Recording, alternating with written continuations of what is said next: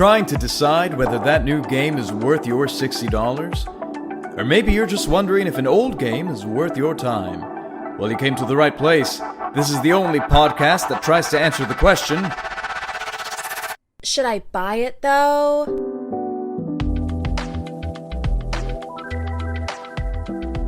Hey everyone, welcome back to Should I Buy It Though, and this week we have got a lot to say about the final installment in our BioShock series, BioShock Infinite. I am Giancarlo Herrera.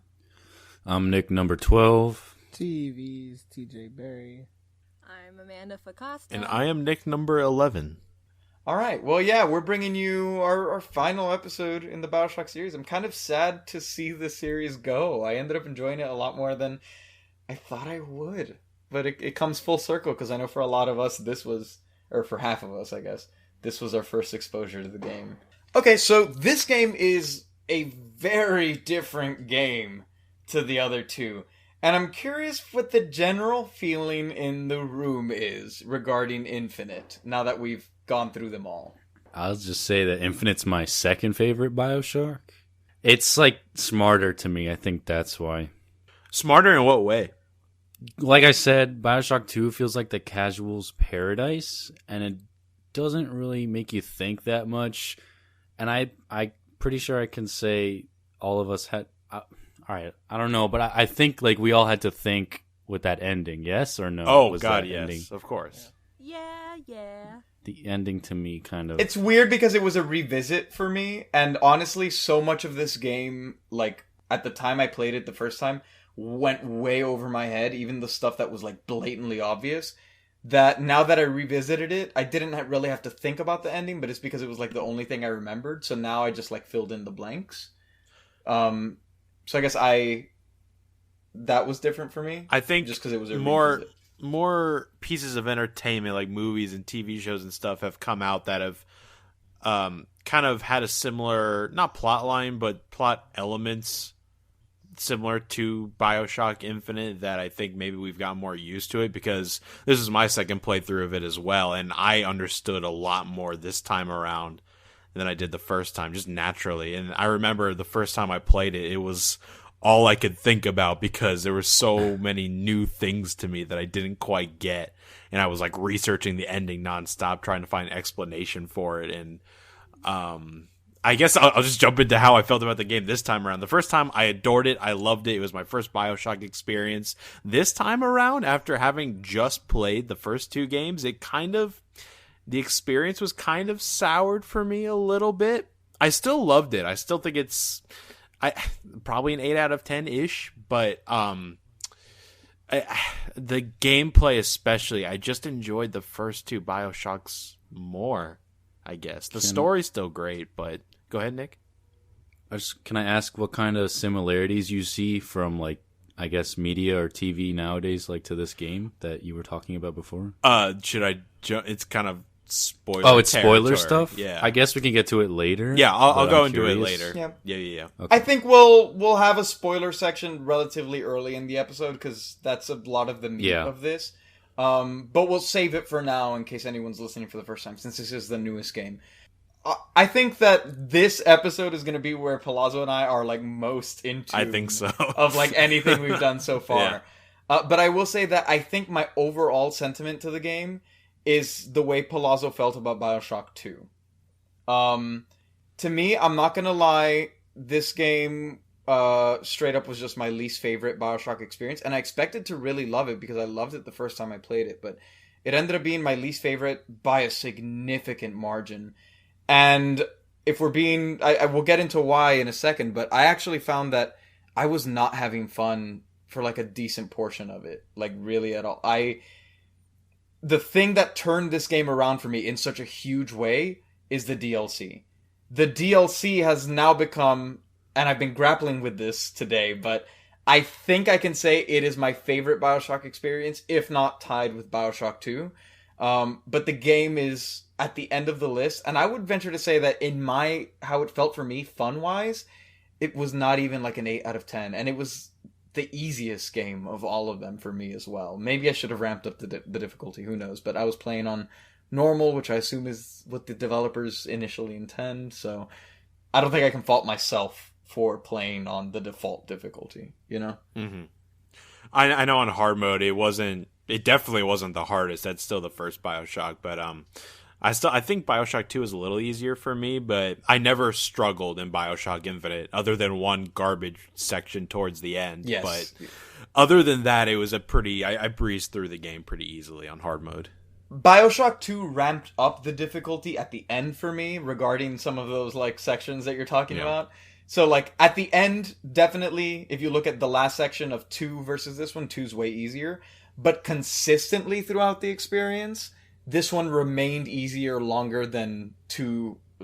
It was easier longer than I was overpowered into. Mm-hmm. Amanda? Yeah, I think I agree. Sorry.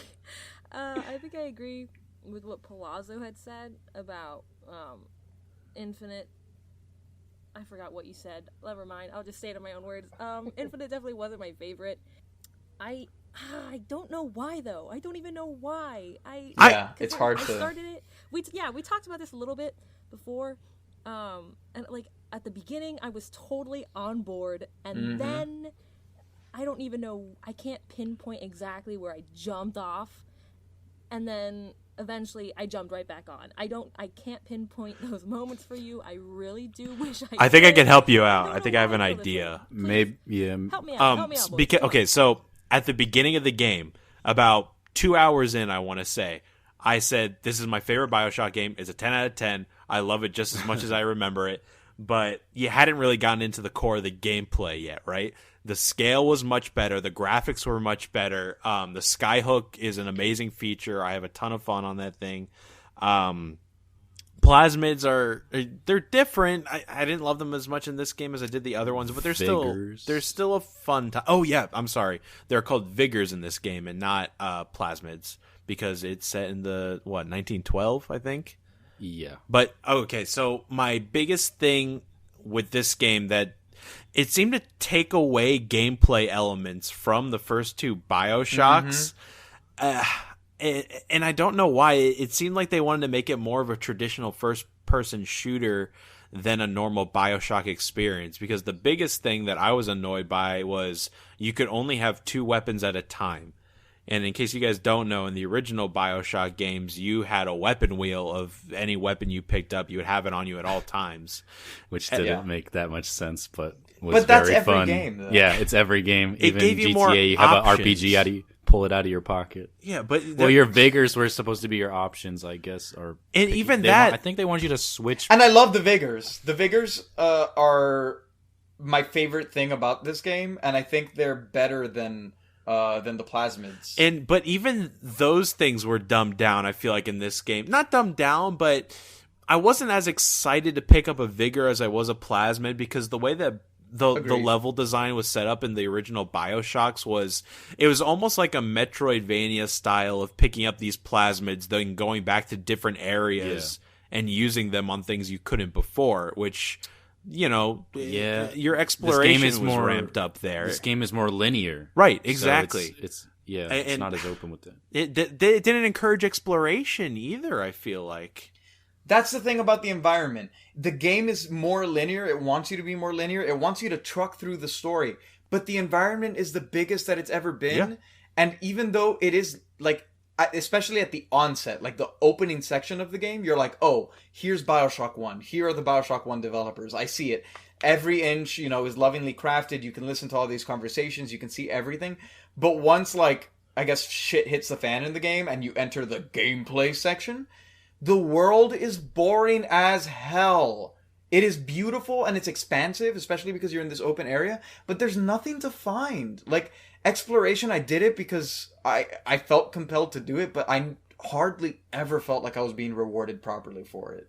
You really weren't. You found money and then guns strewn across the floor because you were only given 2 weapons, but you could pick up whatever you wanted in the world. So I guess in that sense you had options, but not really. And then your equipment I had a big problem with too, because you can only attach 1 piece of gear per clothing item that you get. You get like pants, a shirt, a hat, shoes, and you can only pick 1 at a time. But in BioShock 1 and 2, you had tonics where you could attach as long as you upgraded your tonic slots, you could get almost as many as you wanted, and you can mix and match different tonics based on your play style. That the tonics was the biggest letdown of the game for me, almost. But also, like, even things that they added in this game, I was like, why did you make it so boring? And then they fixed it in the DLC, like the kinetoscopes. They're just these little things that you look in and you get history. And like sometimes it's literally just a vista of a place that you've already seen in person. And it does nothing. You just stare at it, and like it's just there for the achievement. And then when you see it in the DLC, it's interesting, it's funny, it's compelling, and I'm like, why did you not just do this in the base game?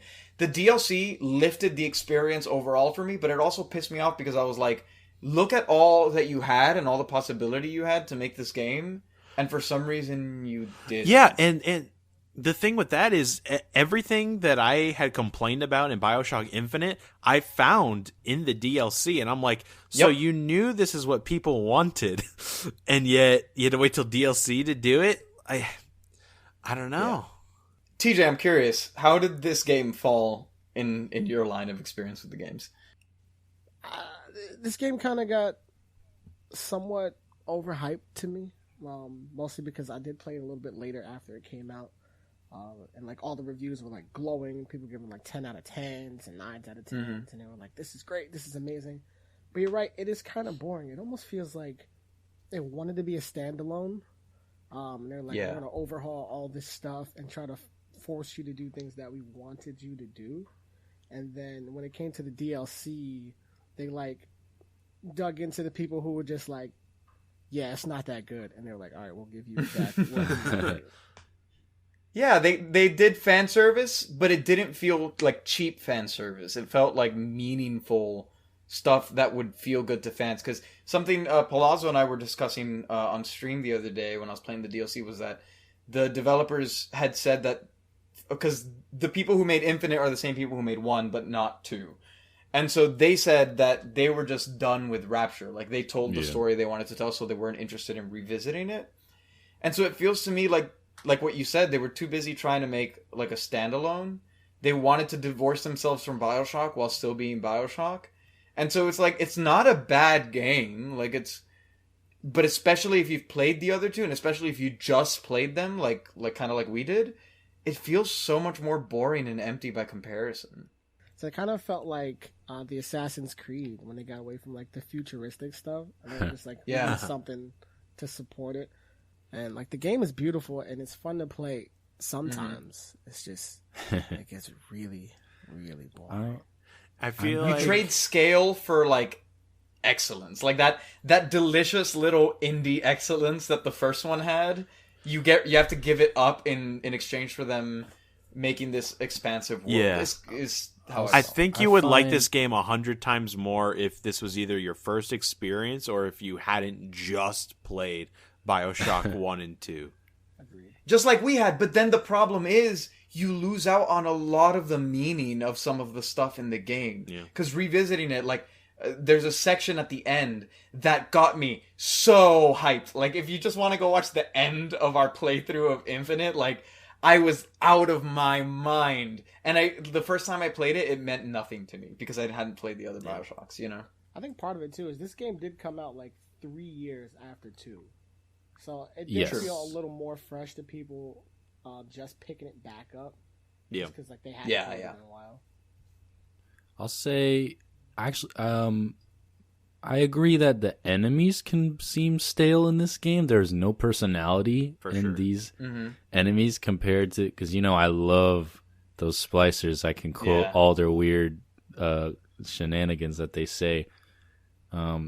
And they were more fascinating to me. Yeah, these are there's no personality in these enemies, I find. Yeah, they're fodder, and that's one of my big notes.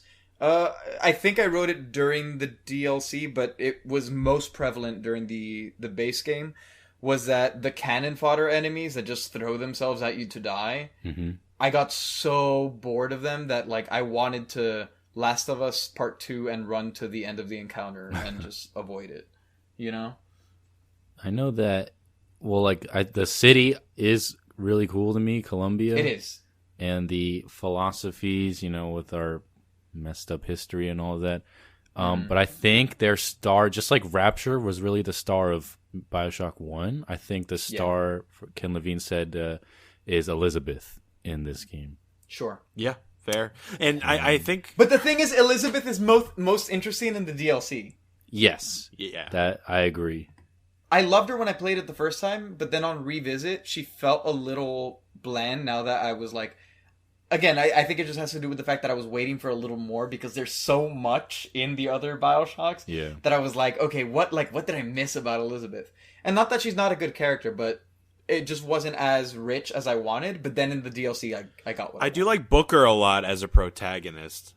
Really? I do. Yeah, and it's Troy Baker, too. He does a great job. I know it's Troy Baker, but I thought that despite the fact that he was the most, written of the BioShock protagonists, he was the least interesting to me. His story, with, the big plot at the end was interesting, but throughout he felt so generic. I guess I could see that. I think, Slate is someone that, you probably don't even remember who Slate is. I remember Slate. I would His say war a buddy. character like that, is kind of generic, or you forget. More than Booker. Really? Yeah, I attached to Booker, I think. Okay. I will Different say I didn't experiences. love him as much on my second playthrough, but I think that's because I knew his story. I knew what would happen. As for Elizabeth, I remember a lot of people praising her AI back then, I guess, because AI was bad back then. But really, she doesn't do any, she's good, but she doesn't do any combat. She just gives you ammo, health, whatever. She doesn't get in the way, which is really nice. Yeah, it's not an escort mission, right. The game, thank God. One of my favorite, not bad programming, but I guess just, it being a slightly older game that I saw, was Elizabeth's random pop in and pop out of different places. She'd be on my left, and then she would appear 400 yards away from me to my right, and I'd be opening like, tears. or tossing me a coin through a wall, it's not a glitch, it's tears. She clipped through the floor for me. Half her body was underneath the floor at one point. Okay, it's interesting that we had different experiences with the protagonist then, because he did feel very mad to me.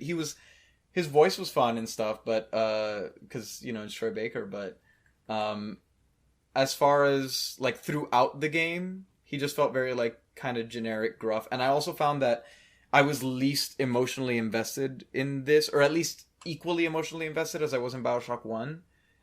At least for most of it, only because since it's very much he doesn't know what he's doing, and he's just I'm just trying to get my money. I'm trying to settle this debt. It's a very, clear-cut mission, or at least you're led to believe, that I was okay, whatever. The mysteries of the world interest me. The Lutesses, I think, are wonderful characters. They're great.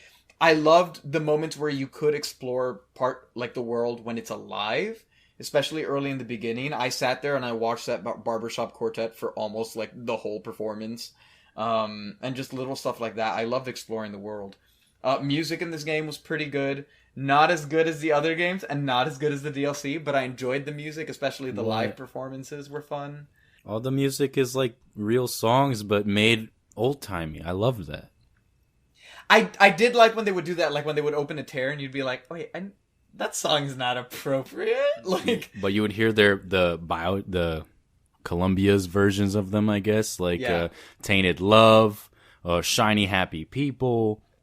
There's a third one. The thing about... I thought the DLC did music the best, though. For my personal tastes in music.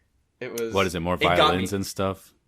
Yeah, that... okay, without spoiling anything, the beginning of episode 2 of the DLC opens with La Vie en Rose. Oh, yeah, and it swells so beautifully. I just wanted to sit there in that moment forever. The bird is synced up to the music, I think, so it tweets. You can ask Palazzo. I think I spent 10 minutes in the opening far too section long. just 'cause I loved it. There are sections in the base Infinite that I would do that, the beach, the Battleship Bay, was they're playing Girls Just Want to Have Fun on the little foghorns or whatever. And what interactions Elizabeth has with the people on the beach and stuff, and it's a beautiful city. I know you don't stop and smell the roses often, But Oh, it was definitely, it's freaking gorgeous. Like, we can all agree on that. Right? Yeah. yeah. Yeah. No, So yeah, it's gorgeous. Rapture Yeah. was, and it was back then. It's still Yeah, cool looking, but it wasn't beautiful when you play It it. wasn't necessarily beautiful. Because it it got beautiful in its messed own up. way. And the game actually, it plays well. Like the feeling again. Oh, of yeah. firing a weapon or using your vigors, movement speed, and using the skyhook. That's all fun. It's just a matter of the game feels a little dumbed down, and that kind of detracts from the technical improvements in the gameplay. I feel like. I'm glad the headshots felt good Yeah. because that's something I've loved about all the BioShocks. In this one, I found myself getting headshots by accident all the time, and I'm playing on PC, so I don't think there's any sort of aim assist. It just seems that, like, the cursor naturally rests at where a lot of people's heads were. So I would shoot, like one time I entered a bathroom and I'm like, oh, I bet there's gonna be people here. And I turned the corner and there were two dudes that, like, jumped out to try and do a BioShock scare on me. And I just clicked, like, without trying to aim, and boom, went down immediately because it was just at his head by default. But the headshots felt good, and I loved the plasmids. For me, the ones I used all game were Crows and Possession. Mm-hmm. And I think Possession is just so much fun. Because I wanted to go for a build because I saw that I enjoyed that so much more in BioShock 2. So the first thing I did was I dumped all of the upgrades until I maxed out my plasmids. And so, like, Possession, you know, I was weak. I was a glass cannon, but I could run around and basically possess the tanky dudes and get everyone to turn on each other. And there were a lot of fun animations, like, based on what weapon they were using, because when you use Possession, when it wears off, they kill themselves.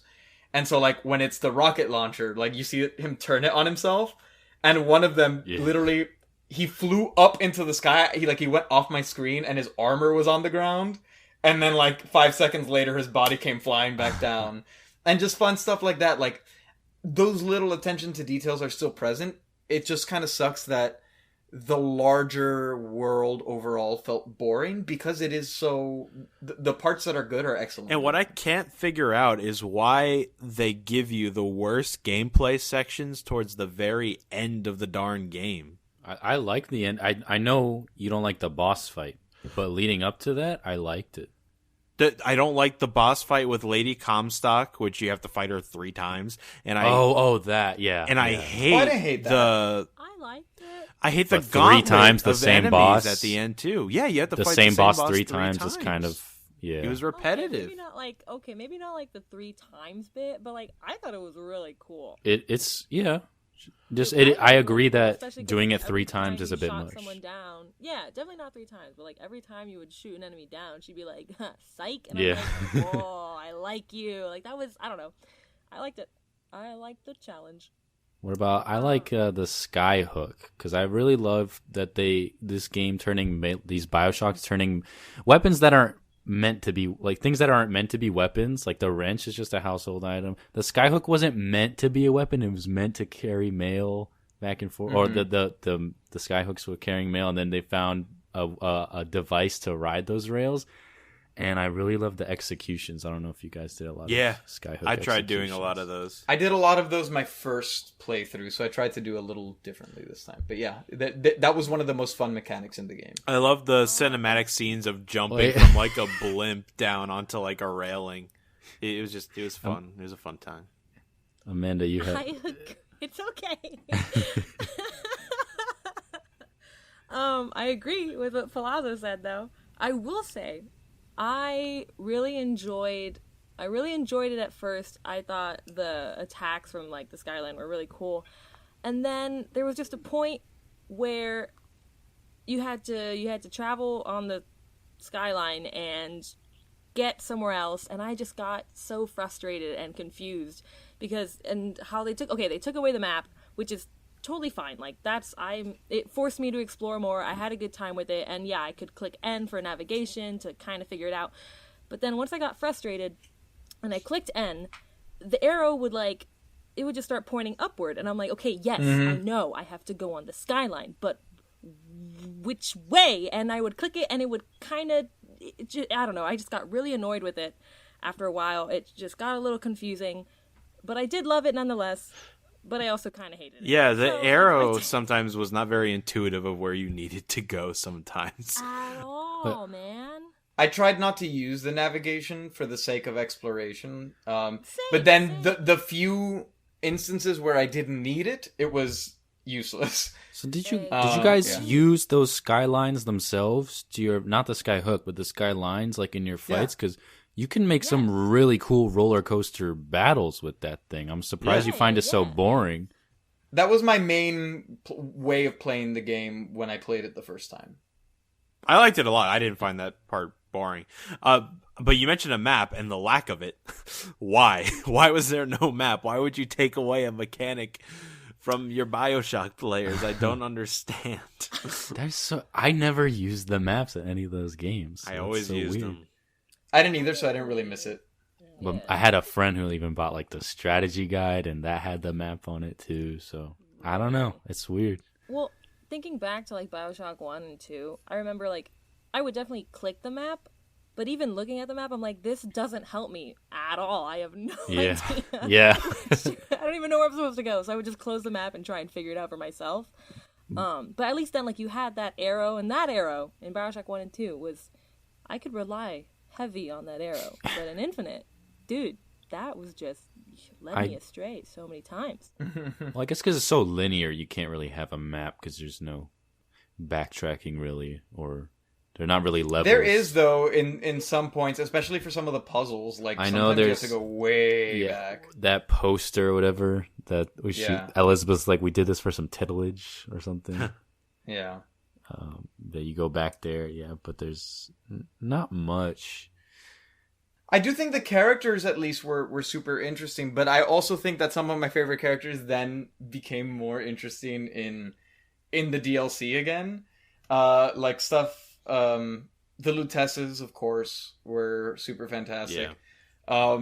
Comstock is an interesting character. I don't love his execution. I think the voice is kind of wimpy for what they were going He for. underwhelmed me. Especially when you hear him, especially when you hear him screaming on like audio logs, and he doesn't. It's not like a scary scream. It's like a tantrum scream, and I'm like, okay.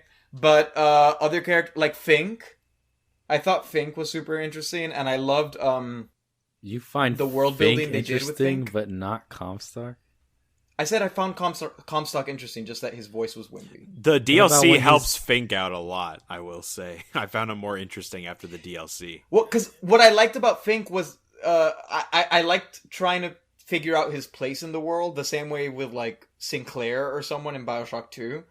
Because I like listening to the audio logs, and then there's one where you find out that because of the tears, like, he's been stealing information from Rapture, and I'm like, oh my god, they're hacks, him and his brother. His brother's stealing the music. Yeah, and I love that. Like, that's what I mean about, like, I thought those characters were interesting, because the way it tied in, and this cool explanation that was completely hidden away and was an extra thing, that then got expounded on in the DLC, and, like, brought kind of to the forefront in some sections. I thought it was cool stuff that they did. Like, when they did do world building, it was super cool. I just wish there was more of it. I feel like they didn't use the space as effectively as they could have. I wish... It's weird that I'm saying this, but I kind of wish it was a smaller scope of as far as the game goes. And intimate spaces could do a lot for your horror aspect that they still tried to play with in this game. Like, the second but not area really. you go to when you're in the house with the that creepy statue and the ravens and everything, I think that space is used very well, because you're like in a confined space. It's darker. There's world building in there that's creepy, but Columbia as a whole is just the place is interesting. I would just prefer Rapture, I guess. I just prefer Rapture, you know. And I Yes. didn't think I would find myself like that, because I didn't want to be the guy who would be like, this isn't BioShock, I want more BioShock. I want you to expand and do new stuff, but honestly, yeah, that wasn't BioShock, I want more BioShock. Like, when it went to Rapture, I was just so, because the DLC takes place in Rapture. When I was there, I was like, oh my god, this is so cool, I love seeing Rapture beforehand, and I was like, I would love to have seen, like, everything they did with this game mechanically and budget-wise and scale-wise, and even, like, just done a story in Rapture, kind of like they did in the DLC. Or even if it was, like, you're playing as some like regular dude there in the midst of the Civil War or something like that. I don't know. It was just, I felt like because it's more confined, and again, it's a shorter game as well, the DLC. But because everything was confined and it was shorter and it was more detailed, everything was a lot more interesting than in this larger game. Amanda, go ahead. No, I don't know. I mean, yeah, I didn't love it, but I still thought the whole concept and everything was really unique. It was. I think, yeah, it was. And I think the change of scenery is definitely needed. Don't get me wrong. Yes, I prefer Rapture, but at the same time, I don't know. I feel like if I got a third game taking place in Rapture, I'd be like, all right, let's, come on, guys. We gotta, something new, you gotta shake it up a little bit. So I don't know. Wow. I don't know. That's why you gotta play the DLC, because you did not play the DLC, correct? No, I watched you play it. When you get there, it's so bright, and you see like you have interactions with Sander Cohen and like all these other characters. Yeah, you're nostalgic. Oh, You're man. cute. Well, that I agree, but the gameplay wise, I also actually find the DLC kind of boring. I thought love it was so much better. The So much story better. parts I love, but it's just more of the same. And That's- especially the first episode's only 2 hours. That's what I think. That's my thing with Infinite. I think what carries BioShock Infinite is its narrative. And the first time you play through that game, you don't know what's going to happen. So you're constantly wanting to get to the next story section and be like, you want to find out more about it, piece the story together until you get to that amazing ending, right? But if you're going back for a second playthrough, like me and John did, we know what's going to happen. So we want to, we're experiencing the gameplay kind of in a new light, wanting to enjoy things from there. And it's not as exciting because they take so many things away from you that they had in BioShock 1 and 2. And in that respect, that's why I didn't find it as fun this time, because I was bored in between the story sections. And when you know the story already, there's not a lot to be excited for. Because what the DLC does well, I think, is, and I keep harping on it because to me it represents what the game as, like, Infinite as a whole could have been. And not to go back to it, but a joke I made earlier, but that I kept thinking often, was that I was like, this DLC is what, like, The Last of Us 2 should have been. And this DLC is what I wish Infinite was. But, like, one of the things it does well is that, yeah, okay, they took away mechanics, and while I maybe wish that they had made something more fully fleshed instead of stripping them away, what it did, in at least in episode 2, is that it made you play the game completely differently. And that made the gameplay interesting again. So they introduced a new weapon, and the game is far more encouraging of stealth, which is not something I found myself doing very often at all. And so I enjoyed that. And it introduced new mechanics to enhance the stealth, like different materials that you're walking on making different levels of noise, and like this noticing mechanic. And it tweaked the plasmids to all work the way that it would for that particular setting. And because of the way that the gameplay enhanced the story, I found myself tense for the first time since BioShock 1. Like, the first time you encounter a Big Daddy again in the gameplay in the DLC, he's suddenly scary again for the first time since I saw him. And he remains scary for the DLC.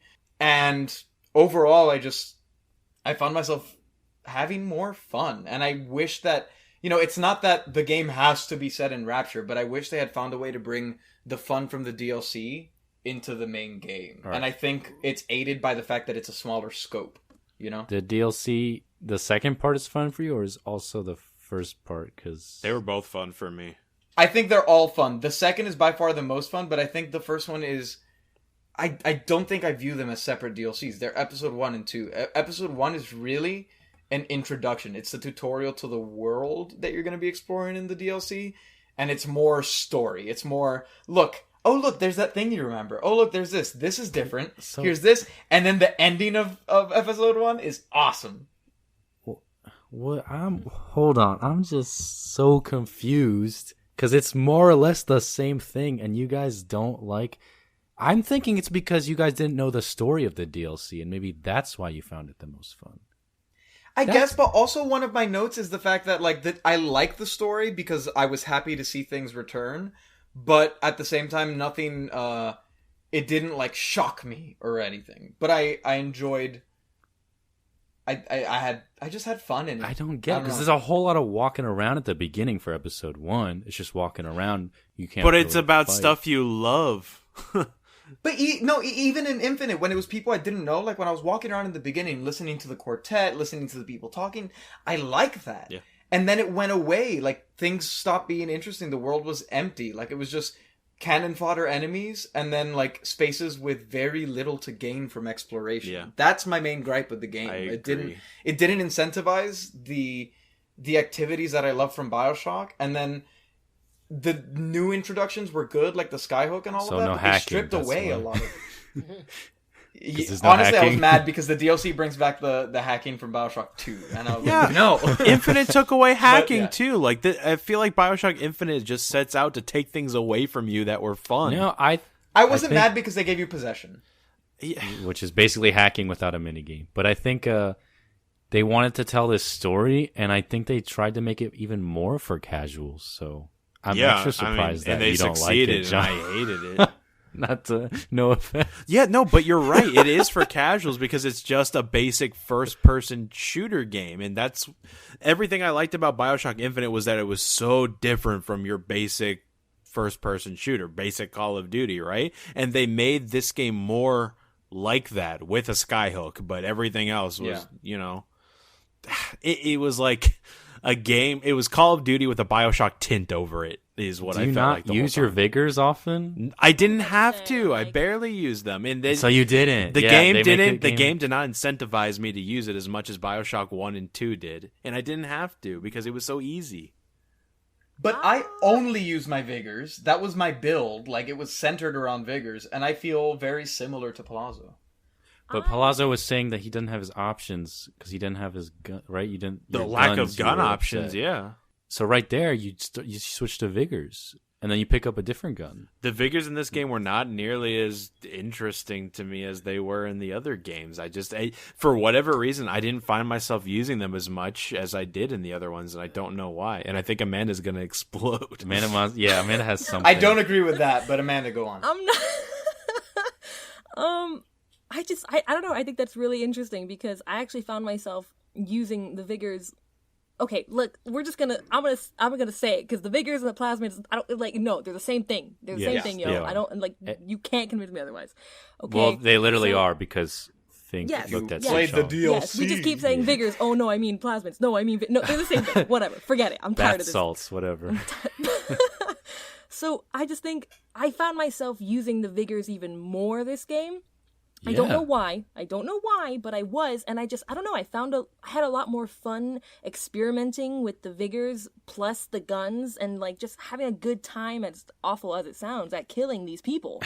You know what I mean? Like I found different ways to attack, and I don't know. That's what So I BioShock just always think it's- tries to do. Yeah, I'll and give I- you there's less options, but there's still quite a bit in this game. Yeah. And I mean, yes. At the end of the day, it is still a first-person shooter, but I mean, I don't think it lacks any excitement that it created from the beginning. You know, but I hey, think it just that's lacks the my excitement that I've expected from BioShock. Yeah, I agree. It lacks a certain air quality about it that every single arena that you walked into was just enemy waves, move on, walk and talk, enemy waves, and the lack of options with your guns played into that, lack of gear options, I want to say, played into every combat area feeling repetitive to me. And I guess that was just the way I played. I found the two guns that worked and I used those, but I just couldn't get over the feeling that I'm like I would be having more fun if this was just BioShock 1 or 2. I don't know. That's so interesting. And the tears too. Oh, tears Yeah, were like- cool. I will say I That enjoyed was- the tear yeah. mechanic a lot. That's the thing, like, it's all well done, but just something feels empty about it to me. And I mean, Yeah. if you want to talk about like literal snoozeville, is when you're playing Elizabeth putting people to sleep. Like I don't. The half-baked stealth system to me didn't really. Half-baked? It Yeah. felt fully fleshed, baby. You might if you play that again, I'm pretty sure you might because it's it's really just one way to play that. You just Stealth. sneak around. It's Yeah, slow, so but I had fun doing it. because it was new. I guess it was just nice that, and again, as someone who like could care less about being scared in games, like it was nice to be scared again. I don't know. It was, Oh, you found it scary? or tense at least. Like I felt like I was weighing everything carefully, and I was trying to execute a plan, and then like things would go wrong, and I had to like recalculate on the fly and all of that. Like I did not feel, and obviously it's the design of the game, but like I wasn't about to get up and just run around and blast people. I only shot with like a lethal weapon when it was necessary. And it was just because like it felt tense again. It had the feeling that I had when I was playing BioShock 1. I agree. To me, that feels like it's constraining the player, which is the antithesis of Ryan's. But it gives you philosophy. options for blasting people. Like there are certain upgrades that you can get to like empower that. I just chose to embrace the stealth because it was different from anything I had done in my I think it encourages stealth more than. I think it does by default, like that. It's kind of because you're playing as Elizabeth, it wants to set up something different. But I think it gives you the option to go other routes. Like if you look at the upgrades it gives you, there are ways to go about it. I embraced what it told me to do because it was new. Hey everyone, it's me again with another quick note. First off this week, I just wanted to thank everyone listening again. We have seen support continue to grow, and it has really been outstanding and seriously means a lot to all of us. That said, as usual, we want to give a super quick shout out to all of our founding parents for supporting us on Indiegogo. These include Adriana Larcon, Juan Sorrilla, Will Williams, Ann Baird, Jerry Benetatos, Katrina Scott, Carolina Riverol, Alejandro Alarcón, and Giovanni Sorrilla. Thank you all so much. As a quick reminder, at the time that this releases, there will only be just about a week left on our Indiegogo. So if you want to join our founding parents in supporting the launch of the show, go check that out. There's a couple of really cool reward tiers on there, such as being able to request a game be reviewed on the show. And we actually have 2 of those donor-sponsored episodes that will be coming your way very, very soon. Another reminder that donors, regardless of amount, will be getting access to our Discord. So even if you just go and toss us $1, you'll be able to participate in our Discord, where you can vote in polls and chat with us and help shape what the show looks like moving forward. And even if you can't donate, we just want to say thank you all for listening and sharing. One of the most important things for us right now as we're getting started is word of mouth. If you like the show, share it with people who you think will like it, as it really helps, and we want to make sure as many people as possible get to enjoy the show and chat with us. So once again, thank you all so much. I'll let you get back to the episode. Can I just say, I just got one thing to say. The one thing that Infinite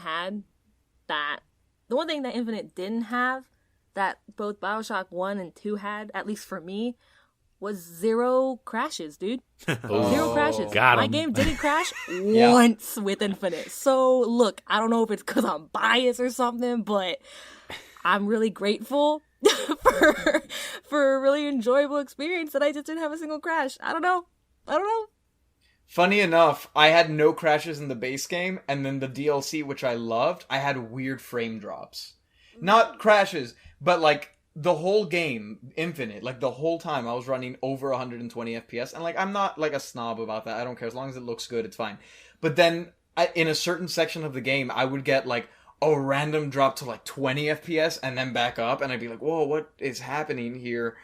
So funny enough, that's a little ding on the DLC. But I guess can we start talking about some of the narrative, whether that be if you want to discuss certain plot points or even just bigger themes? Because one of the things for me that I don't know how I missed it the first time around, but I completely missed the theme of racism in the game the first time I played it. That, or I completely forgot it. Yeah, you said that to me, and I'm like, how did you not? I don't know how, and I know Palazzo had a similar thought as well, but like, yeah. I remember the moment with the couple early on, but in my head I was just like, oh, it's evil if you attack the couple that's tied up, and it's good if you attack the police officer. But it didn't click in my head why they were tied up, and I don't know why, because I wasn't like 7, you know? And then also, like, there are people literally in blue KKK hoodies, and I missed that. And I remember seeing the statue of John Wilkes Booth and being like, that's weird. Why is John Wilkes Booth here?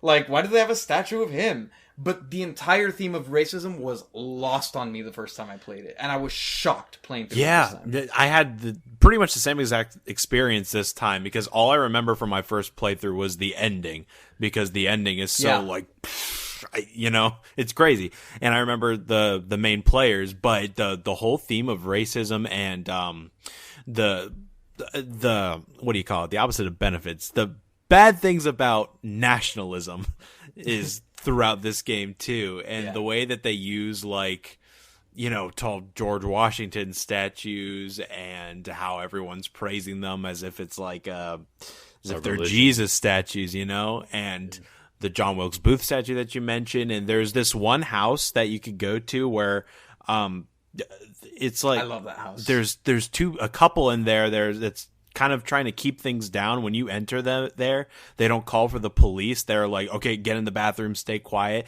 And they have like Abraham Lincoln portraits up, and that's like the polar opposite of what everyone else in Colombia is like. And I think there's a couple things in the game that's like a little cringy for modern times, but for back then, that, for me personally, that was like one of the first experiences in a video game I must have seen that handled that sort of thing and really went full force with themes such as that, because they hit you over the head with it. They really do.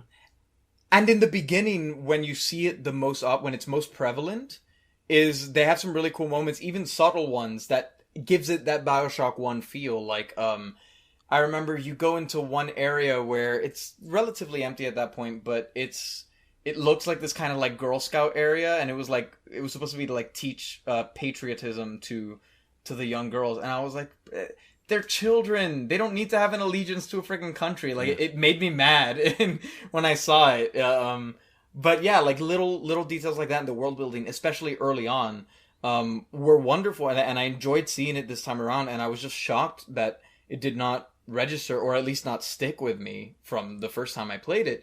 And then kind of the letdown of the story is that I feel like that theme fizzles out in favor of the science fiction-y theme, which I think is super interesting. I love, the plot twist in this game is great. I love all of that.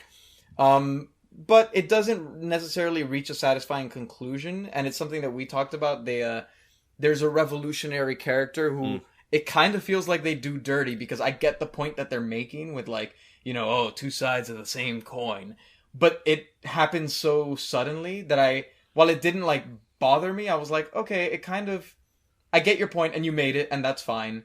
And it kind of sucks that you, I wish you had shown hints of this in her character before you did the big twist or whatever, because it kind of came out of nowhere. But then the DLC did something that changed the twist, but also because they don't have time to fully flesh it, because it already happened in the game, at least gives it meaning and gave it a new light that I really enjoyed.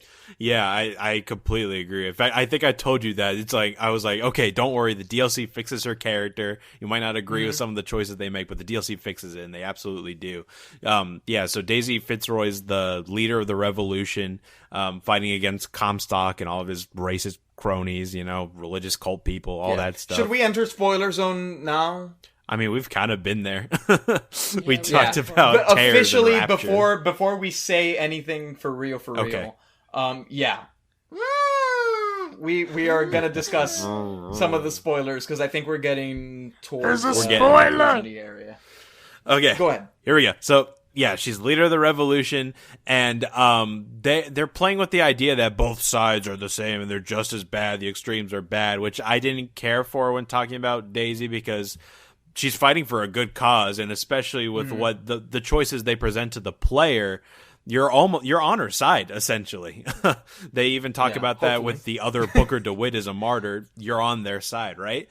And she becomes a murderer at the end of BioShock Infinite, and I didn't care for that either. But the DLC go back and explain why she had to do what she did, and she did it for the greater good and for a good cause. So I'm glad they went back and fixed that. Yeah.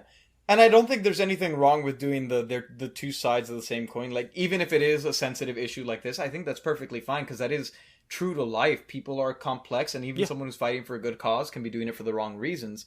It just, because she kind of exists in the shadows earlier on in the game, you kind of, it doesn't give you too much opportunity to set up seeds for you being like, for you to question her at all. Yeah. And it's because it is such a, like, in the real world, like, obviously racism sucks, you know? Which is an understatement. But, so, naturally, like, if you're gonna go that route, I feel like you need to give, it's nicer if you set it up a little more so that you're questioning the individual and not the cause. And I think the questioning of the individual did not come until the crux of that in the story. So I think while it might be, you could technically consider it a cop-out, I think it's nice that they retconned it the way they did. Yeah, I think so too. It might have been intentional, though, because the game, they'd already been planning the DLC as soon as the game came out. Gotcha. So, yeah. Maybe. Either way, yeah. It could be, it could not be. Yeah, I'm curious for the rest of you how, like, those overarching themes, like the racism and the nationalism and all of this, like, how effectively did you feel they were wielded? Because I guess it felt like... that instantly. Yeah, guys. Same. I honestly, the moment that I realized it was when the announcer, when you're there and you're going to get ready to, before you have the option, the illusion of choice to either hit the couple or the announcer, he says, because this white woman walks up and gives him the thing, and he's like, well, look at this beautiful white woman. And I was like, why do you... Isn't that the prettiest white girl in all of Colombia? Yeah. And I was like, I'm not going to like what comes next. Exactly. I was like, I already know what's coming. And then it happened. It came out, and I was like, this... And that's when I, like, paused my game, John, and I, like, joined you on the stream, and I was like, big yikes. Wow. I did not... That was... Ooh, uncomfortable. Yeah. And then they give you the option to do the... And I'm like, what do you think I'm going to do? But then, obviously, later on, I find out, like, regardless of what choice you made, like, you're going to get caught and that whole thing. But, yeah, no, that was pretty up in your face from the beginning, my dudes. Yeah. I felt like... Oh, I do not disagree with you in the slightest. Yeah.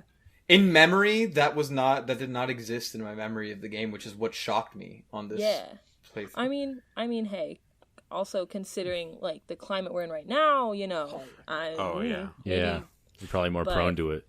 You know, but, yeah, no. Also, I mean, I don't know how old you guys were when you first played this game, so I don't know. I guess, like, 14. High school. Like 15? 14 or 15. High school, freshman or sophomore high school for these young. Yeah, and let's be real. Come on. High school history, they don't really tell you what's going on. But that's it. Like, I obviously knew about all these things, which is, again, why it's like I wasn't blind. It's shocking to me, but that's not the point. The point is, how do you feel it was used in the game? Like, yeah, it's very heavy early on, but to me it feels like the way it fizzles out, it's not, like, noticeably unsatisfying, but it's also not a satisfying resolution to it, which I don't think it attempts to resolve it. I think they use it, they kind of show it to you through Booker, too, because the whole time he's kind of like, who the fuck are these people? They're crazy. Yeah. This is ridiculous. Screw these people, you know? But on the other end, they kind of don't handle it well with Booker because he only cares about the plot that he's a part of. He's like, I just want to get Elizabeth, and I want to get out of here, you know? And to that respect, maybe they don't handle it well, but they do constantly throw in the, I hate these guys, screw them. Blazing through them, the player actually shooting them, you know, it can't be resolved. And then maybe they had more of it. It almost feels like they had, like, more of it, and then someone was like, yeah, this is too much.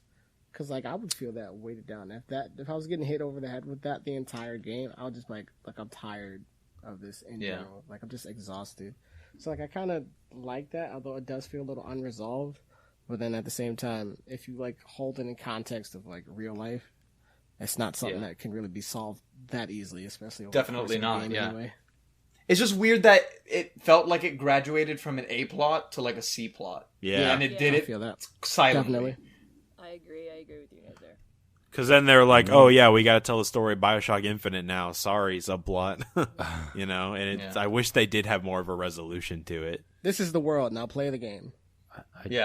I did hear that a lot of people while developing the game, or a few people or whatever, they left because, like during the developing of the game, because they didn't like this idea, like the criticism or the negative parts they talk about with religion and race and the racism stuff. Yeah, I guess being intertwined in this world.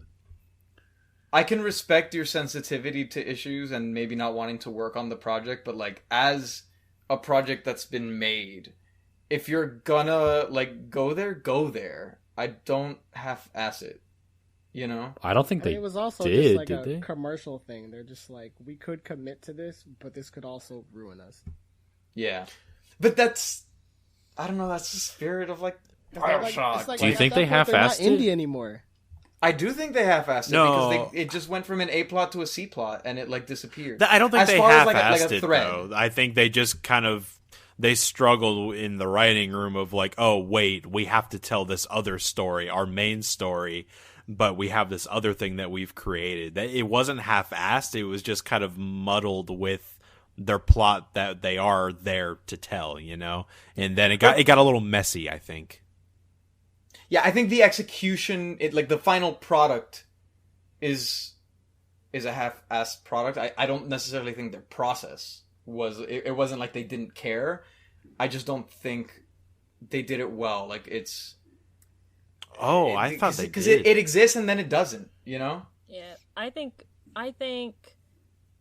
they could have, because I don't know if we mentioned it yet actually, like how there's only one ending, right? Yes. There's only one ending. This Yeah, time. I feel like also that to me was upsetting, was even dumb. though I mean I always play the angel route, whatever. I love that there's one ending. Go ahead.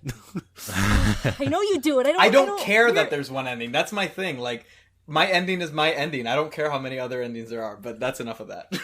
And I think part of that is why when you replayed it, you didn't have as much fun too, because it all ends in the same way. No matter But the how ending's you the play best it. part, though. But Huh?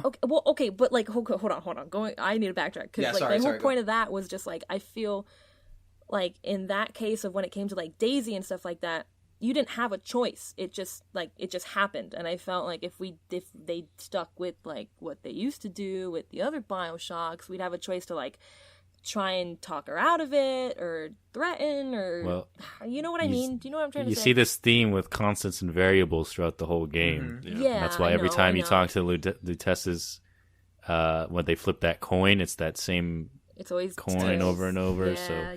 And at Nick, the end, there's always a lighthouse, always a man, always the same. So that's probably also why there's always the same ending. that's why I was saying earlier, there's been so much in media that has used a lot of the same themes, like time travel and traveling between realms, and the whole Lutece they're Rosencrantz and Guildenstern, essentially. And I feel like there's been an overload of that stuff since BioShock Infinite that when I played it the second time, I connected with a lot of those things instantly. I'm like, oh yeah, of course. And in this realm, Booker is this, and in this realm, Elizabeth is doing that. Of course, I understand it. But back then, it was so mind-blowing to me because it was like one of the first times I had seen all of those things in one collective piece of work, I guess. Don't get me wrong, the narrative is good. I mean, like, I know we were just kind of bagging on how they handled, like, the racism theme, just because, to me, it felt like it fizzled out randomly, which, it just feels weird that it was included and it didn't really go anywhere.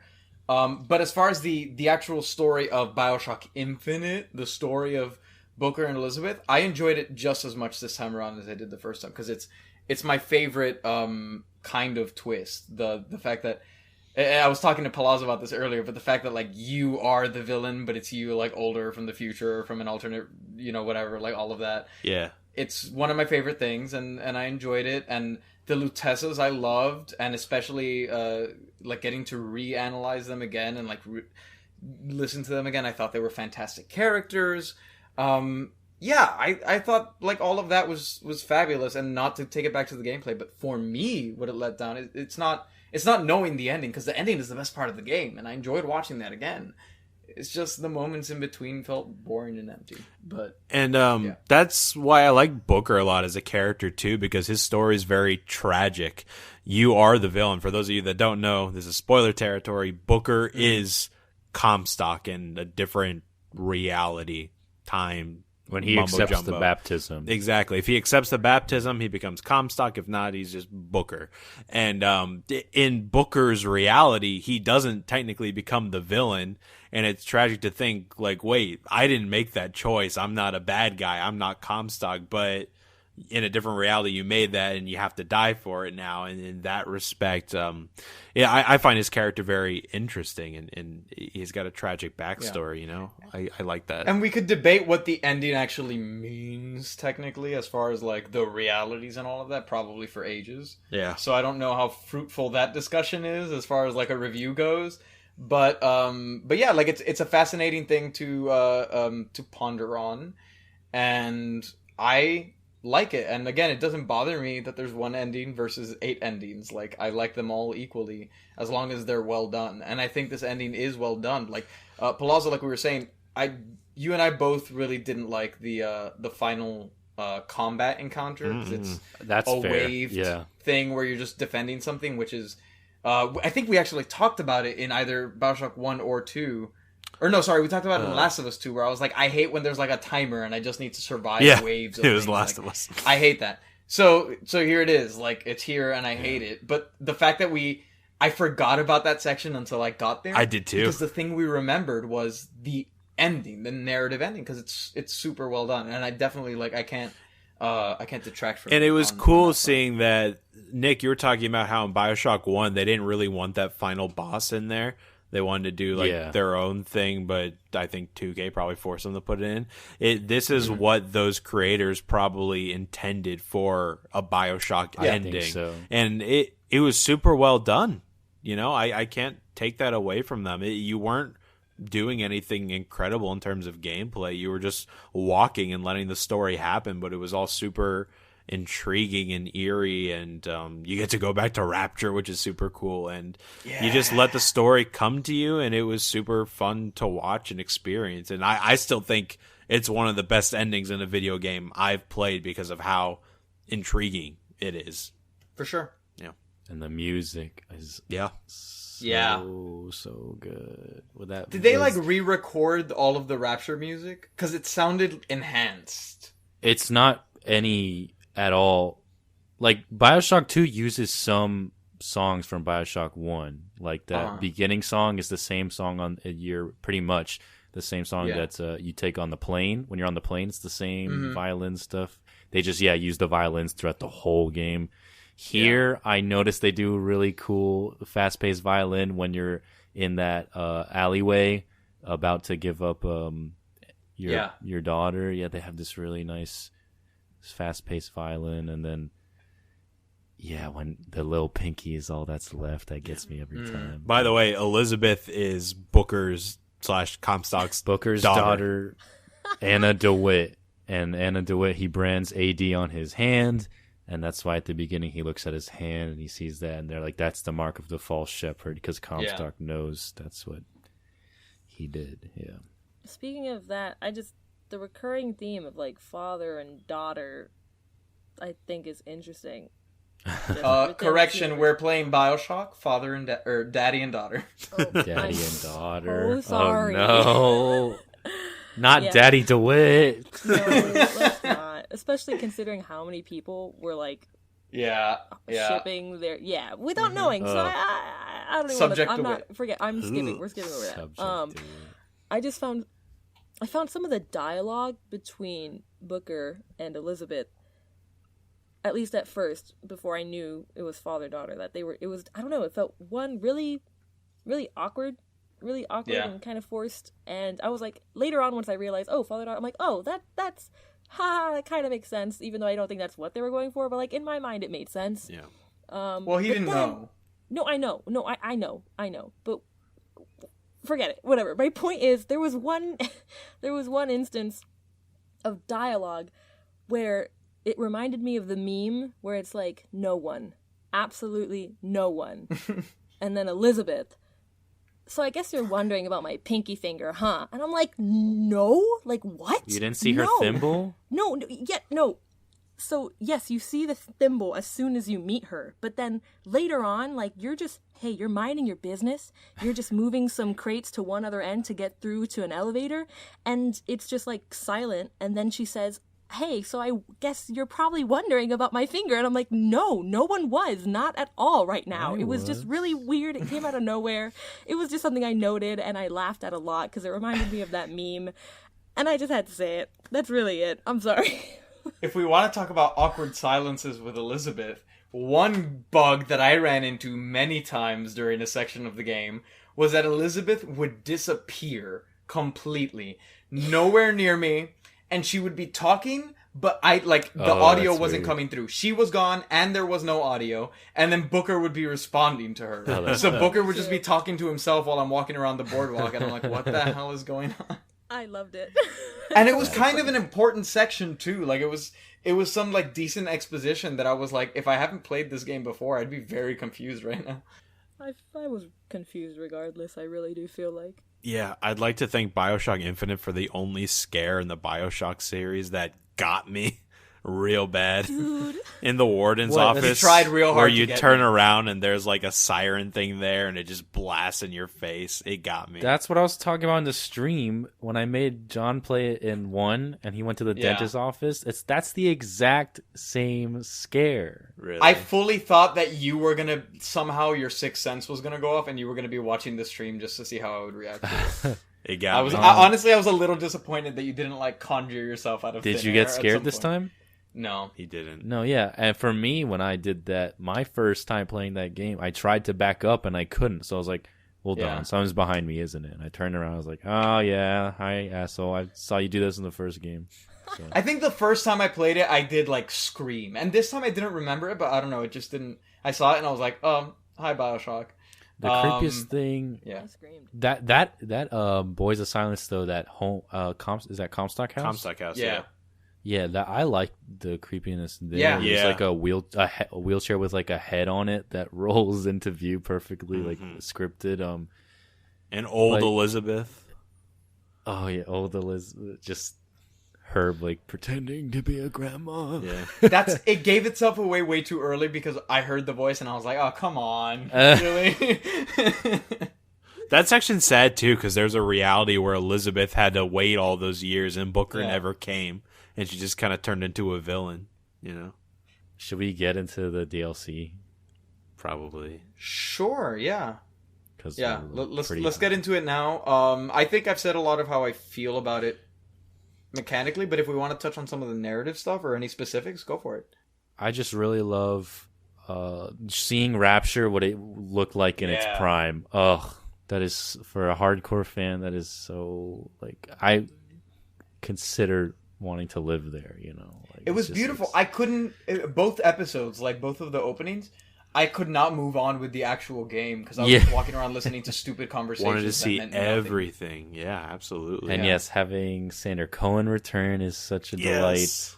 Seeing his Fitzpatrick? Fitzpatrick. his wacky, like, his people outside his club, whatever, doing stupid poses in their bullshit art way, whatever. Yeah. Because he's such a hack, Sander Cohen. Like, he can't tell himself the truth. He can't look at himself and be like, yeah, I'm really not an artist, because he's not. But And they show that he's smart too, because he says to Elizabeth, "Oh, there's something about you, songbird. There's something I could tell." And I'm like, "Oh, that's cool that he's like in tune to that." You know? Oh, I thought Atlas was done so well in the DLC. Yes, he was.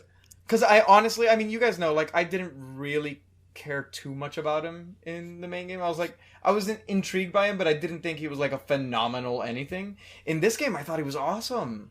especially I when loved him in this one. he slips out of his accent when Fontaine. he's pissed off. Yeah. I know in BioShock 1, Atlas and Fontaine, even though it's the same person, they were done actually by two different voice actors. Yeah. But here, it was just one. I'm not sure if it was the Atlas one or the Fontaine I'm pretty one. sure it was the I Atlas think it was one the because I Atlas remember one. hearing his Fontaine voice and I was like, that's not...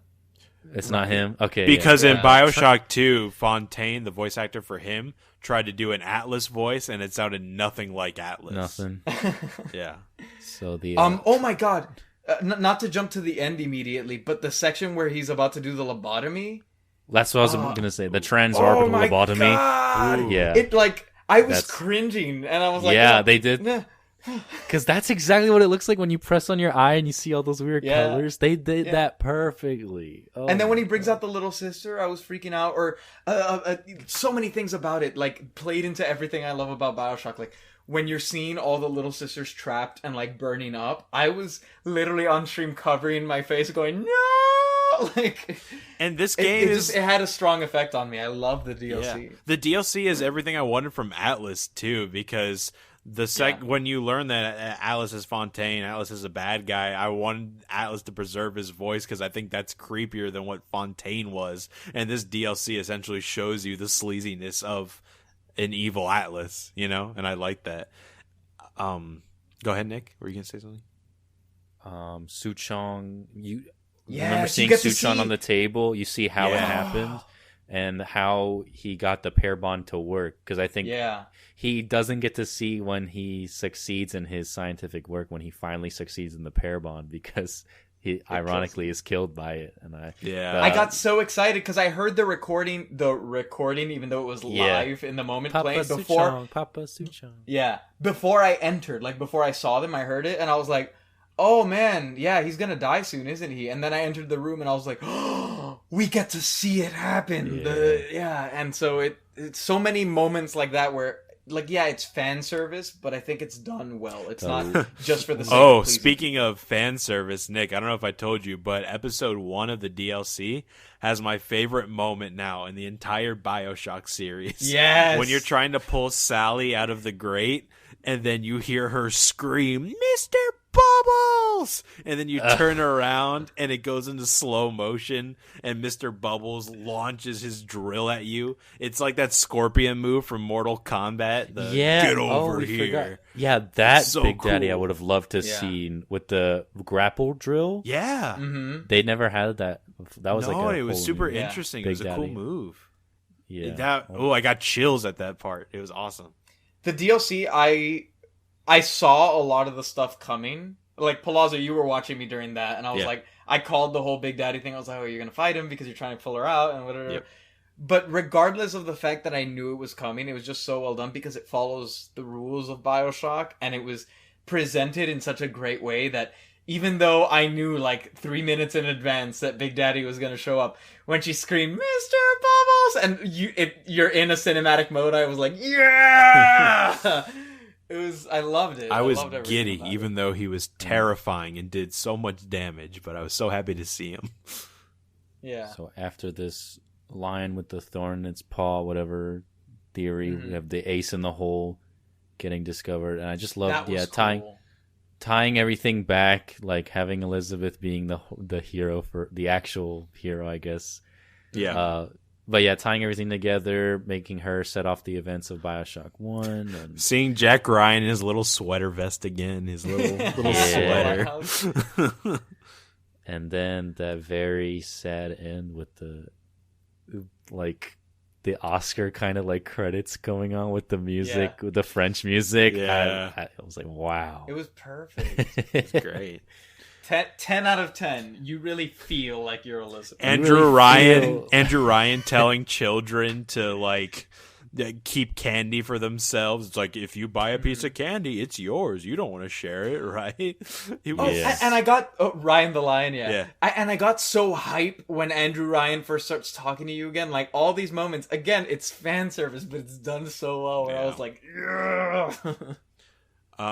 My favorite joke in this DLC was one of the kinetoscope things that was about like sex Yes. being a contract. I'm like, it's so silly, but it's so funny. Remember, you come first. No one is going to put your pleasure before, like, Yeah. and stuff like that.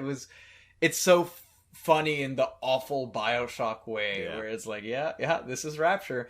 And, like, not even just I love the kinetoscopes, and that's what upset me. I was like, I wish we had stuff like this in the main game. And then, even when you're just looking through the stands and, like, the magazines and, like, all of that. Yeah. Oh my god, the Peeping Tom plasmid was awesome. Yeah, like, God, the DLC was Great. some of the most fun I had throughout all of these games. And it was hype too. Like, it was just a lot of hype. Absolutely. And I loved it. Fan yeah. service done right, and I think they made it because they knew that's what people wanted. They wanted more Rapture. They wanted more BioShock. You know. I guess, do we have any other thoughts, or do we feel like we want to make a vote now? My last thought, just on this entire series, is just how quotable it is.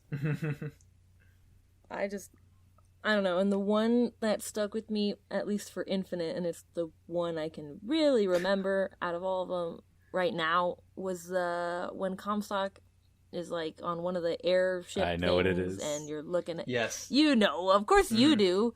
What does he say? He said, like, the Lord forgives. But I'm just a but prophet. I'm the so prophet, so I don't have to. And Amen. I was like, oh, man. And then the lady's like, Dude, I lost my Amen. mind. She lights herself on fire. So I was like, really? You think he's boring? Like, he's not scary when he does stuff like that?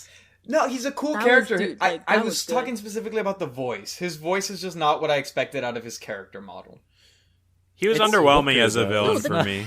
Yeah, I don't know. He's better than he does Fontaine, kinda- Look, but he's not He Andrew dies Ryan. instantly. He just has the creepy hand washing with Elizabeth. Like, come my lamb. Yeah, but come then my like child. you hear the audio logs where he's shouting and he's like, "It's not fair! I don't want to hear that!" Like, Yeah. and No, he's like, he has losing like a his cool. stupid voxophone where he's like, when I was a boy, I had a dog named Bill. I was like, who cares? What the heck? It's a What is- proverb. No, but yeah, that was fun. I loved one of the stupid quotes. I don't know why it made me laugh, but when Elizabeth kills Fitzroy, just her immediate reaction is, "I guess it runs in the family." And I don't know why I found that hysterical. I have no clue, but I burst out laughing. That and any moment when we were like out of combat, no one was nearby, and you would just hear, "Booker! Elizabeth!" like shouting at each other, even though I'm like, guys, chill. It's funny. Did you guys kill or spare Slate? I spared him, and then I found him again. In the... You find him later, Yeah. right? And he's like being tortured. I thought that was. Oh yeah, I spared him. I forgot about that guy. They're like, she's like, oh, maybe killing him would have been a mercy because Yeah. he's over here being tortured. That was a in his cool wheelchair. area too. He doesn't even fathom that you're there. He's just looking down at the Mm. table. He's gone. And I liked I forget what his name, the Chinese workshop guy who's dead in one reality, so you had to go to the next one. The clockmaker. And he like in the other reality, his wife is a white woman, and Yeah. but he's like halfway there, so he's like working. He's like, machine's too loud, but he's just miming. There's nothing Yeah. there. Yeah. Yeah, another interesting moment there, I guess. So not boring to me. That's all. I want everyone to know that my final note in the entire BioShock series is LOL Jack Ryan and his freaking sweater. I love that sweater. Well, I guess in the case of BioShock Infinite, how do we vote? I vote that you should buy it though, but I'm not gonna lie, it's because of the DLC. Oh my god. If it weren't for the DLC, I would say buy it as part of the collection, but not like don't buy Infinite on its own. But the DLC raised it so much; it was so well done that I think it's worth it. So that's my vote. You should buy it though. This is the story is incredible. Gameplay I still find very fun. Even if it's just one time linear playthrough for you, that's fine. That's most people only play it one time. I get it. But if you want your BioShock fill expanded, they have a lot of smart themes in this. It's just a great commentary on that kind of stuff. Buy it. That's mine. That's my say. Buy it. It is a fun game. If you play it solo and not play the other ones, I think you'd enjoy it more. Yeah. But if you I buy agree. it as a bundle, you're not gonna hate it. It's just buy it. Yeah, come on. You gotta get it. Oh, you would buy it? Really? Yeah, I think I would. Also, just like me, cool. I'm like a completionist. You know what I mean? So if I get the 2, I gotta see it through. You know what I mean? So yeah, go ahead, just buy it. Yeah. I'm gonna say buy it as well. I didn't enjoy it as much on my second playthrough, but it's a story that I think everyone should experience because it's incredible. And if you've never played a BioShock game before, you could technically start with this one, and you'll really enjoy it. I think you should start. No, because that ending's not as good. That's a discussion for another day. Yeah, but buy it, please buy it. All right. So Venetados, do you want to? No, you want to give it to us? Yeah, okay, fine. In the case of BioShock Infinite, you should buy it though. That is a full unanimous decision to buy every game in the BioShock In collection. the case of the whole entire BioShock, you should buy it. Get the collector's thing. Get the collector's thing and play it to your heart's content. Yeah, I mean You go. Yeah, I mean, we can nitpick anything to death, you know, and at the end of the day, like, I do have the most complaints with Infinite, but all these games are very, very good. Yeah. One is my favorite, and I'm glad that that's the one that brought you guys a lot of joy.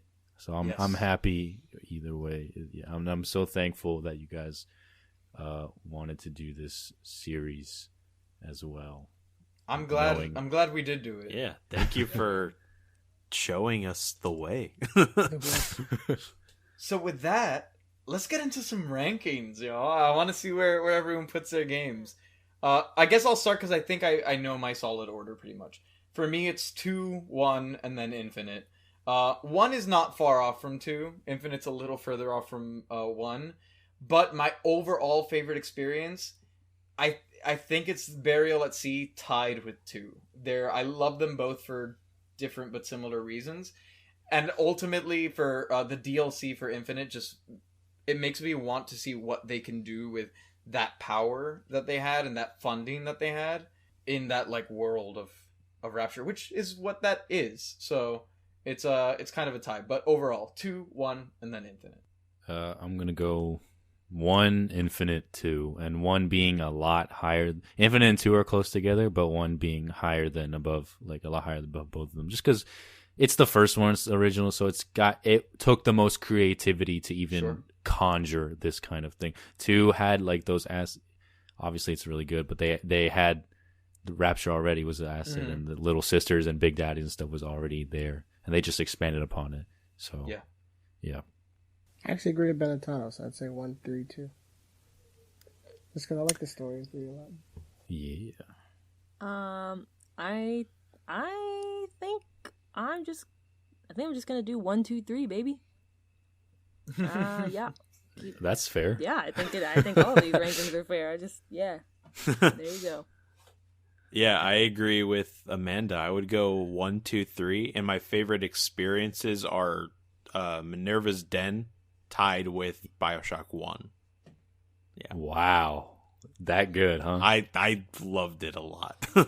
Maybe I put BioShock 1 a little bit above Minerva's Den because it's a full experience, full game, but I really did love Minerva's Den. Yeah. Nice. Wow. What a God, I'm ending. so sad. Yeah, and like I'm so happy sad. sad. It's over. Happy It's sad. happy sad. It's happy sad. Thank you guys for coming on this journey with all of us. If you've listened to all these episodes, truly, now go watch the many, many hours of streaming that we have. But no, it's been so much fun going through all of these games. So again, thank you, Benetatos, for pushing to get this on the docket. I'm glad we had our little BioShock week. I'm also glad that we did these episodes separately, because I know that was not my initial first thought, but yeah, good choice, dude. Good choice. Thank you for indulging in this choice of game. Yeah, thank you guys. No, of course, and thank you all for listening. We hope that you've all had fun listening, and we hope that you've had as much fun as we have playing the games. And if you haven't already, you heard the vote. You should buy it. So go do that. Go play the games. They're cheap. They're fun. Go be a daddy. That's it. That's my final word on BioShock. Go be a daddy. go be a daddy, damn it. Gross. Thanks for watching, guys. for listening, I guess. Goodbye. Goodbye. It gets worse every episode.